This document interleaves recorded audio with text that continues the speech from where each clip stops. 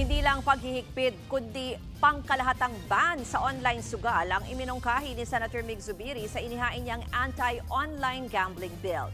Nasisira raw kasi ang buhay ng maraming mga Pilipino dahil dito kaya't nararapat lang na tuluyo ng alisin. Live mula sa Senado, nasa frontline ng balitang yan si Mean Los Baños. Mean, ano ba itong nakalagay dyan sa inihaing panukala ni Senator Zubiri? Tama ka, Ruth, no? Isinusulong ni Senator Juan Miguel Zubiri yung total ban para sa lahat ng klase ng online gambling. Kabilang na dyan, Ruth, yung mga otorisadong online gambling sites ng PAGCOR. Sa inahain nga na anti-online gambling bill ni Zubiri, hindi lang basta hihigpitan, kundi tuluyan na itong ipagbabawal. Sakaling maisabatas, iba't ibang aksyon ang gagawin ng mga otoridad gaya ng pag-block sa mga website at pagtanggal sa apps. Pagbabawalan na rin magamit sa online sugalang e-wallets. May mga multa ring 20 hanggang 100 million pesos sa mga hindi susunod. Bukod pa sa suspensyon at posibleng pagbawi sa lisensya ng mga lalabag. Git ni Zubiri, habang nagpapatuloy ang online gambling sa bansa, nagpapatuloy din ang bisyo na umuubos sa ipon ng mga kababayan natin at maging ang ayuda na natatanggap ng ilan ay ginagamit rin sa online sugal. Umapila na rin ang senador kay Pangulong Bongbong Marcos sa suportahan ng ban. Mahalaga rin daw na may pahayag mismo galing sa Pangulo lalo't malaking tao ang tatamaan ng ban o malalaking tao ang tatamaan ng ban, kabilang na rin ang ilang mga politiko. Dagdag pa ni Zubiri, umaaray na rin daw ang mga mall operator dahil imbis na doon gumastos, nauubos ang pera ng mga tao sa online sugal. Kasabay nito, umapila rin si Zubiri sa mga celebrity endorsers na kusa nang tumigil sa pag-endorso ng online gambling. Ruth, narito ang bahagi ng pahayag ni Senator Zubiri. Pakinggan natin. Hindi na po ito basta regulation, total ban na po ito.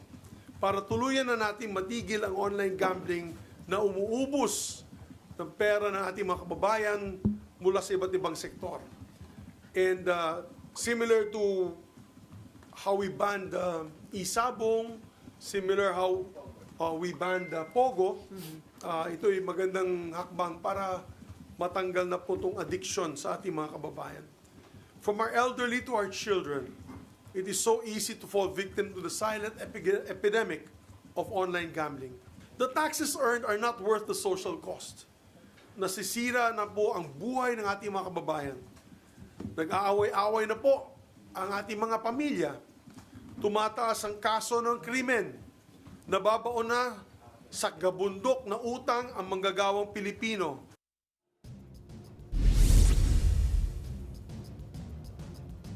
Ruth, kung matatandaan mo, nitong nakaraang linggo lang, nag-file din ng bill si Senator Gwen Gatchalian. Pero yung sa kanyang bill, hindi total ban, kundi mas istrikto lang na regulasyon para sa online gambling. Pero giit nga ni Senator Mig Zubiri, dapat total ban na. Kasi kung sakali daw na mas striktong regulasyon lang, baka makalusot pa rin, lalo na yung mga adik sa sugal na ito. Ruth.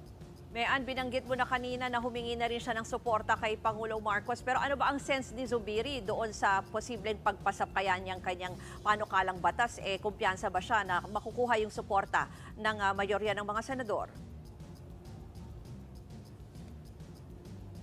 Sa ngayon, ang sinasabi ni Senator Mig Zubiri, tingin niya sa pulso ng kanyang mga kapwa senador, nasa 90% yung gusto sa kanyang bill at bill din ni Senator Gatchalian. Meaning, yung talagang mas paghihigpit doon sa online gambling. Pero kung papasabay ito sa Senado, lalo't sabi nga niya, mayayaman ang nasa likod, mga politiko ang nasa likod, bagay na sabi nga niya mas kakailanganin sana na may suporta ng Pangulo at maisama sana sa priority bills, lalo't malapit na ang SONA ng Pangulo. Ruth. Yan po ang Express Report ni Mean Los Baños.